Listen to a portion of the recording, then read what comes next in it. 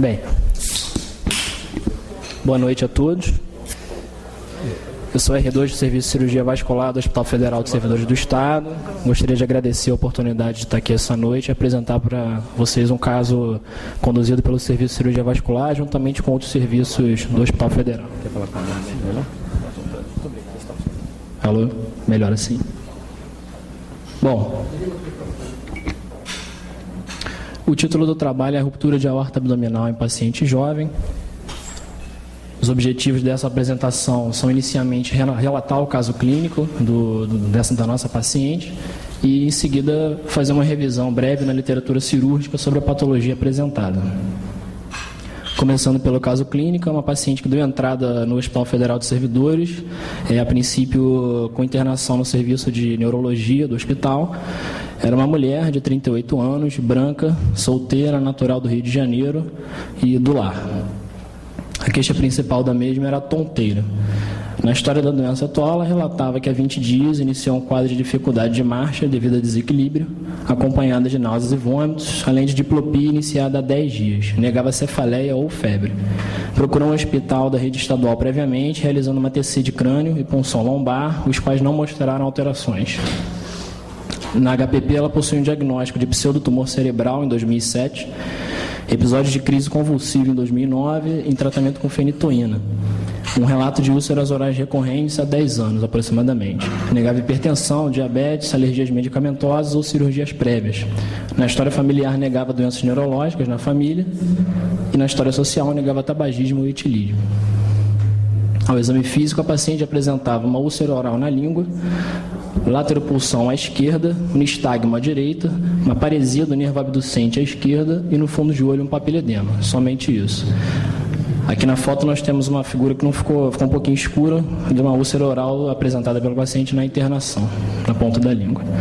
No laboratório ela apresentava as provas inflamatórias alteradas, com VHS de 58, PCR de 8, tinha um ecocardiograma transtorácico sem alterações, hemoculturas também sem alterações, e VDRL, anti-HIV, serologias para hepatites, vitamina B12 e ácido fólico séricos também sem alterações.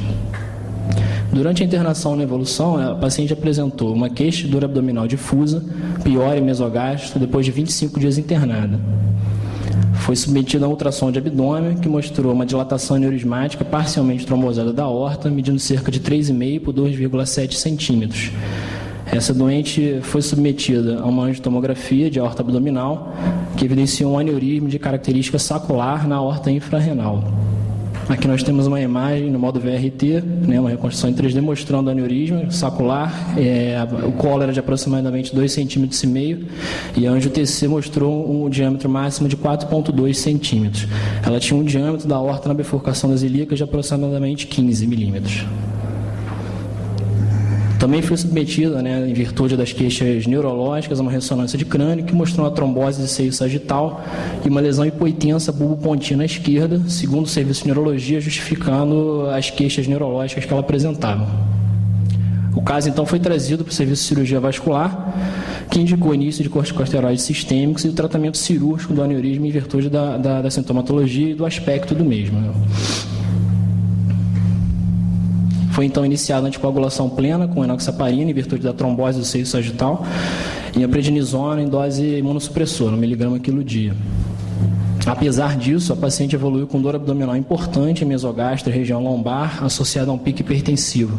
Foi novamente levada ao setor de radiologia e agora nós temos a imagem da tomografia realizada pela paciente após a piora do quadro clínico. A gente consegue notar aí o aumento, o aneurisma ele cresceu de 4,2 centímetros para aproximadamente 5,5 centímetros, com esse aspecto aí, e uma proximidade agora da artéria renal esquerda, conforme pode ser evidenciado pela imagem. Foi então indicada a laparotomia de urgência em virtude do quadro clínico e da imagem. No tratamento cirúrgico, ela foi submetida a uma laparotomia chifropubiana. Foi evidenciado um aneurisma de aorta abdominal com aspecto de rotura contida em reto peritônio. Aqui nós temos uma imagem do intraoperatório, com hematoma de reto peritônio, duodeno ali na imagem à direita. E E foi também evidenciado que nós vimos na tomografia. Antes o aneurisma ele tinha um colo de 2,5 cm, entretanto, em virtude da ruptura contida, a gente, na verdade, o acometimento da aorta ele ascendeu, né, cranialmente até o nível das artérias renais. Então, foi realizado o controle das ilíacas comuns e da aorta supracelíaca, e procedemos ao clampeamento supracelíaco da aorta, abertura do reto peritônio e dissecção do colo do aneurisma após a evacuação do hematoma. Isso tudo durou 5 minutos. Aqui nós temos uma outra imagem com a veia renal esquerda seccionada para ampliar a exposição do colo do aneurisma. Após os 5 minutos de clampeamento supracelíaco e dissecção do colo, o clamp foi transferido para a posição infrarrenal e procedemos ao reparo do aneurisma com a prótese de Dacron 14 por 7 mm, com anastomoses término-terminais em aorta e nas ilíacas comuns que aparentemente encontravam-se livres de doença. Tempo total de clampeamento aórtico de 80 minutos. Aqui nós temos uma foto com o aspecto final do reparo do aneurisma. Foi então reiniciada a anticoagulação plena após 36 horas. A paciente iniciou a dieta oral após 4 dias de pós-operatório. Foi associada a ciclofosfamida, corticoterapia, e essa paciente foi submetida a uma TC de tórax e cervical que não evidenciou alterações vasculares. Vale a pena lembrar que o caso também foi discutido com o serviço de reumatologia após o nosso parecer. No laudo histopatológico da aorta da paciente foi evidenciado um tecido perivascular com extenso processo inflamatório, associado à hemorragia e agregados linfóides. A paciente recebeu alta após 37 dias para acompanhamento ambulatorial, com melhora importante dos sintomas neurológicos e ausência de dor abdominal ou massa pulsátil e exame físico. Então, em virtude do quadro clínico apresentado, né, da imagem e da evolução da paciente, qual seria o provável diagnóstico? Uma doente que internou sem diagnóstico, apresentou uma complicação, foi tratada cirurgicamente e discutido o caso com o serviço de reumatologia. A hipótese diagnóstica mais provável para essa doente seria a doença de BC. A doença de BC foi descrita em 1937 por um colega dermatologista da Turquia, após aí atender e acompanhar aproximadamente 3 doentes referidos de colegas oftalmologistas, né, pacientes com lesões oculares e dermatológicas. Rapidamente falando da doença, então, agora, nós sabemos que a principal incidência e prevalência da doença é no Mediterrâneo, principalmente na Turquia, podendo chegar a 420 casos por 100 mil habitantes. Além da região do Mediterrâneo, o leste da Ásia, e principalmente o Japão, após a Segunda Guerra, apresentou um aumento também na sua incidência. Basicamente a região da Rota da Seda antiga, né? A etiopatogenia da doença ainda é um pouco esclarecida, na verdade, não existe ainda, não se sabe a etiologia completamente, existem algumas hipóteses. O que a gente sabe é que o HLA-B51 é um fator genético importante para a presença da doença, e a presença do HLA-B51 no paciente com BC confere uma maior agressividade da patologia. Sabemos também que existe uma participação importante dos linfócitos TH1, com envolvimento de interleucinas 12, 8, entre outros, levando a uma ativação de neutrófilos e uma lesão tissular. As alterações apresentadas, né, na histologia vascular são alterações, na verdade, não específicas da doença de BC, né, em virtude de infiltrados linfóides e de destruição das camadas íntima e média da artéria e da lâmina elástica. As manifestações clínicas, o Grupo Internacional de Estudo para a Doença de BC definiu alguns critérios diagnósticos, sendo que o principal seria a presença de úlceras orais recorrentes, uma condição sine qua non para o diagnóstico da doença. Além disso, os pacientes podem apresentar úlceras genitais recorrentes, lesões dermatológicas, como lesões semelhantes a eritema nodoso, lesões pustulares, e até tromboflebite superficial também entra na classificação como lesão dermatológica.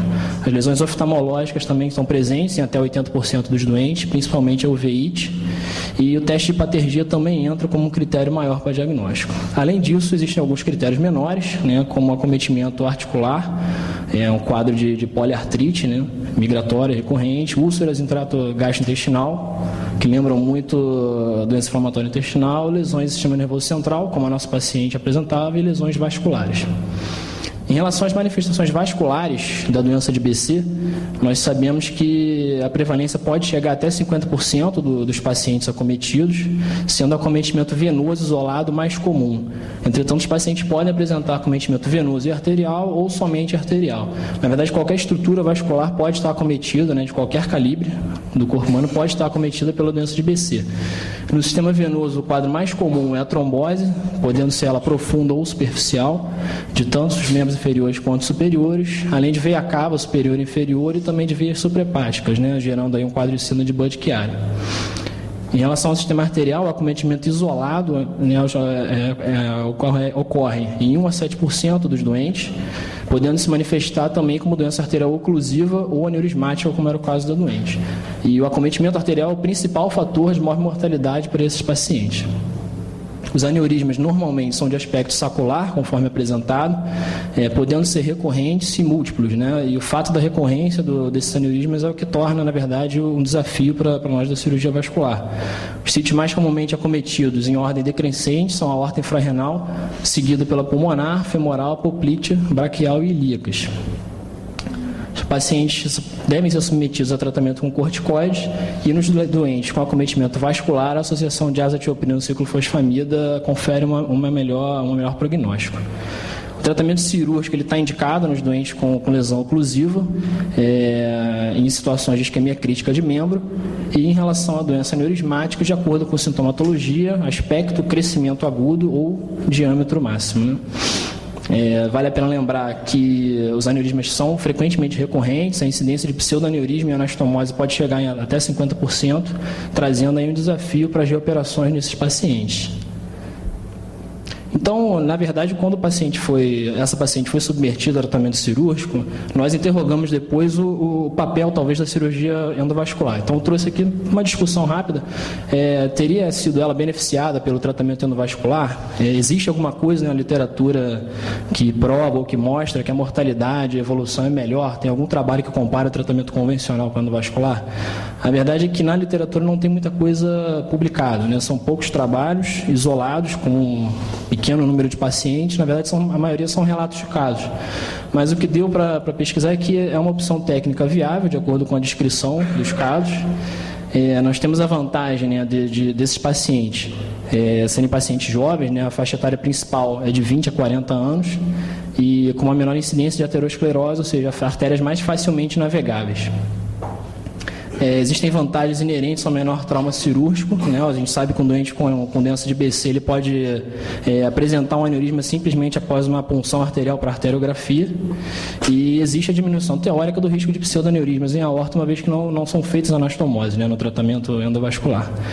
A gente se esbarra na restrição em aorta ilíacas de fino calibre, como era o caso dessa paciente. Ela tinha uma bifurcação estreita, né, com 15 milímetros, e exige, né, o tratamento endovascular exige uma vigilância pós-operatória rigorosa, necessária, uma vez que nós não sabemos ainda o resultado a longo prazo, e esses pacientes podem evoluir com degeneração do aneurisma tratado ou mesmo o surgimento de aneurismas em outros sítios.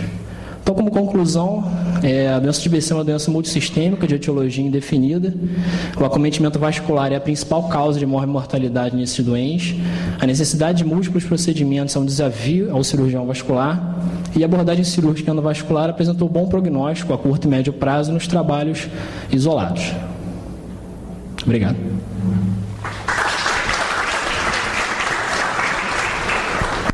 Muito bem. Vamos dar sequência convidando os debatedores. Vamos conversar pelo Dr. Luiz Lanziotti de Azevedo.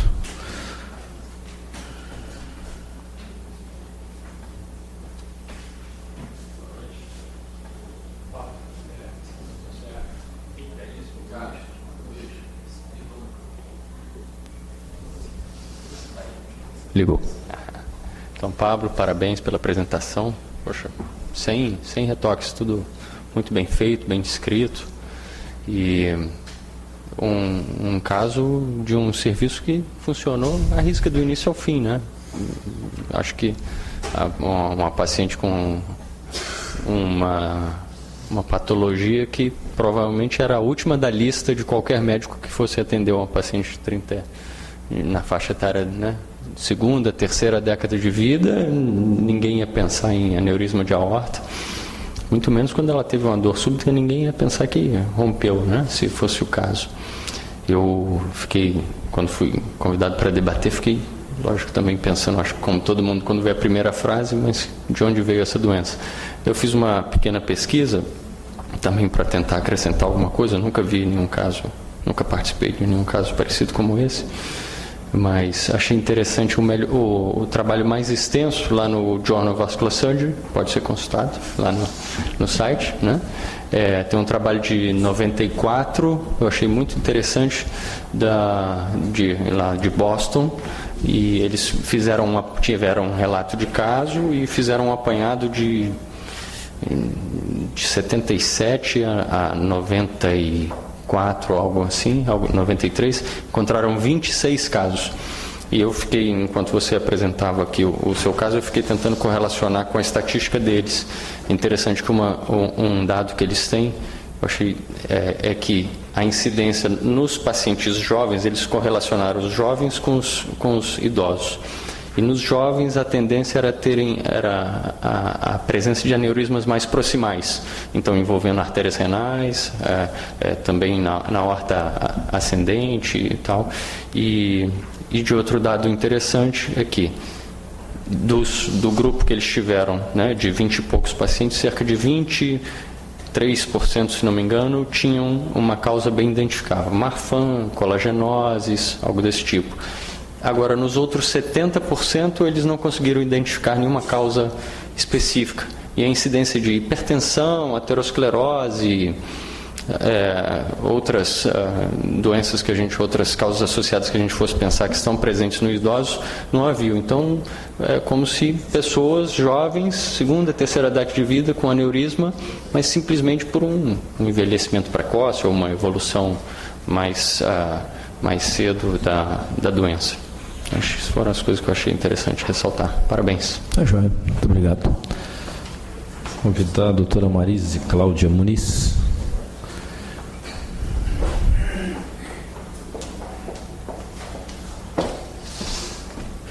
Parabéns, doutor Sérgio, parabéns, Pablo, foi realmente sucinto, completo, e eu queria, na verdade, o Luiz falou coisas que realmente eu procurei na literatura, né, e abordei os mesmos, foi difícil identificar uma causa para esse título, né, eu fiquei pensando dissecção, BC, aneurisma inflamatório, e a gente foi mais ou menos por aí. Eu queria te fazer uma pergunta, se na dissecção houve dificuldade, você fez um aorto bilíaco, tinha um processo inflamatório, havia muita dificuldade de dissecção?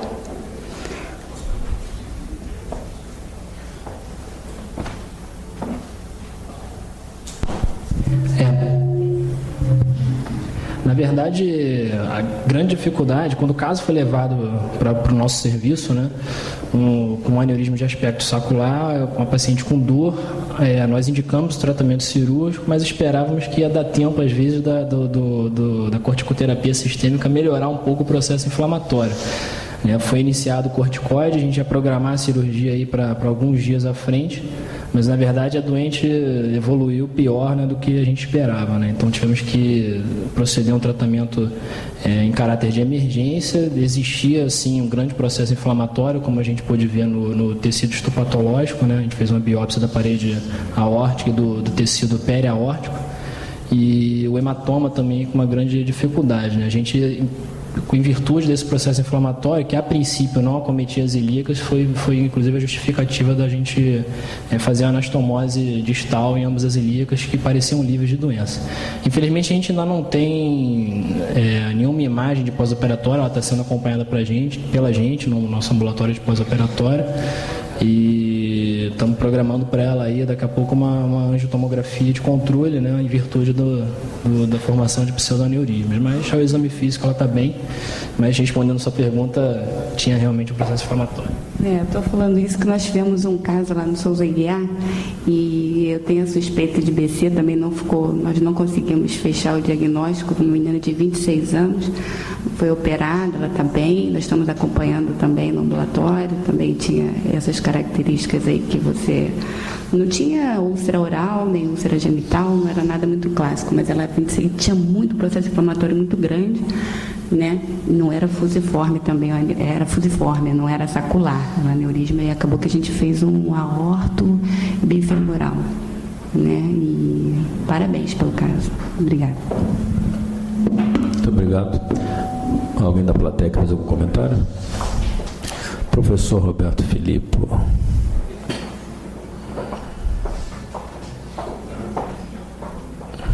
Não pode, não. Boa noite. É perigoso.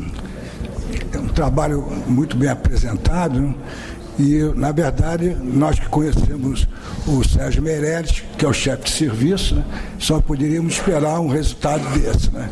Mas a minha vinda aqui é só porque, provavelmente, esse trabalho vai ser publicado, inclusive na nossa revista. E nós temos trabalho lá do Fundão, eu estou aposentado já, mas que nós publicamos os casos operados lá. Inclusive está presente aqui a doutora Cristina, ela deve ter, inclusive está nesse trabalho também com o Luiz Felipe, da Síndrome de BC, né?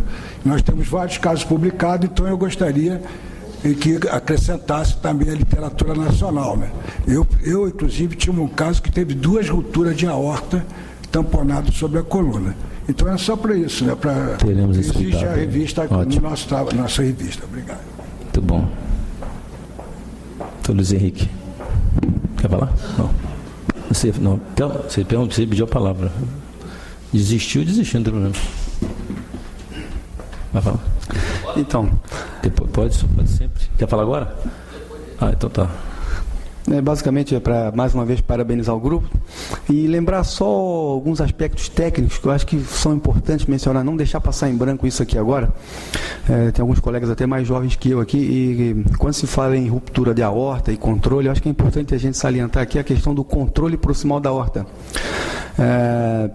Então, é bom lembrar, e só a título de contribuição, que outras alternativas também devem ser lembradas na ocasião, como a utilização de balão oclusor, que você pode introduzir pelo membro superior, ou mesmo pela femoral, antes de fazer o controle, antes de abrir propriamente o abdômen. Isso é um procedimento que não demora muito tempo. Outra questão também em relação ao clampeamento aórtico. Eu, particularmente, nessas situações em que a aorta ainda te permite alguma condição para pensar, que a ruptura parece que está selada, muitas vezes o controle na pequena curvatura, trabalhando numa área virgem, que não tem hematoma, é muito mais eficiente e mais rápido. Isso te permite, depois de secar com mais tranquilidade o colo proximal, e talvez a ligadura da veia renal esquerda fosse até evitada.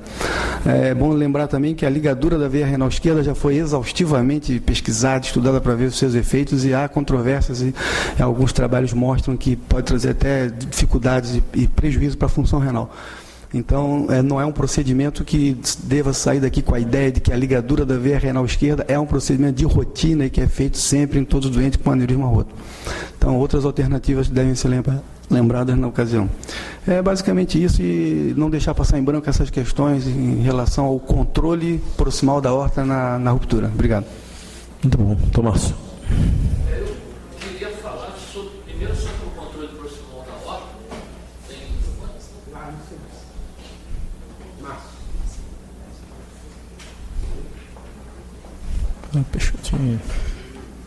Eu observei aí, em primeiro lugar, parabenizar, o trabalho foi muito bem apresentado, muito bem conduzido. Eu observei aí, queria falar primeiro a respeito desse controle proximal da aorta. Realmente o balão, já tivemos a oportunidade de usar, desde a época que o Adalberto publicava. Hoje em dia, inclusive, se usa o CODA, né, sem dissecção, sem nada. Outra coisa é que na tomografia, no corte axial lá, eu não tenho certeza, mas eu tive a ideia que na parte anterior do aneurisma tinha aquele halo branco, que é muito comum a gente ver em aneurisma inflamatório, né? Que deve ter dificultado sob maneira de secção. Não sei se é interpretação. Existe uma outra forma de corrigir, de forma convencional também, que é você fazer o PET, o remendo só daquela parte sacular. No aneurisma, eu tenho um caso publicado na minha monografia de aneurisma, mas não era um aneurisma inflamatório, porque o aneurisma inflamatório pode dar pseudoaneurisma, ali pode dar novas dilatações. E a dificuldade da endovascular é que a gente não tem, nem sempre tem uma prótese, um stent vestido, uma coisa qualquer, que possa resolver o problema na hora da rotura, né? Queria também fazer uma pergunta sobre a anticoagulação nesses doentes. Eu acho que isso deve ser um pouco controvertido, né? Eu sei que anticoagulou por causa da trombose Vocês discutiram isso com a neuro? Eu queria saber um pouco mais. Não era melhor não anticoagular? Opa.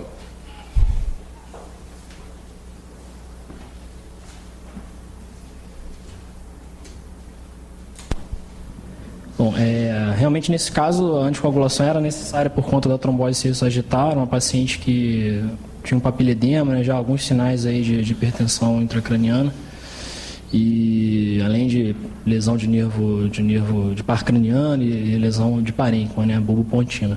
Mas na verdade o que tem publicado, a gente sabe que os doentes com doença de BC eles complicam, né, inclusive complicam com trombose, como foi falado. É uma causa, inclusive, de falha nos tratamentos para doença oclusiva, né, nos bypasses.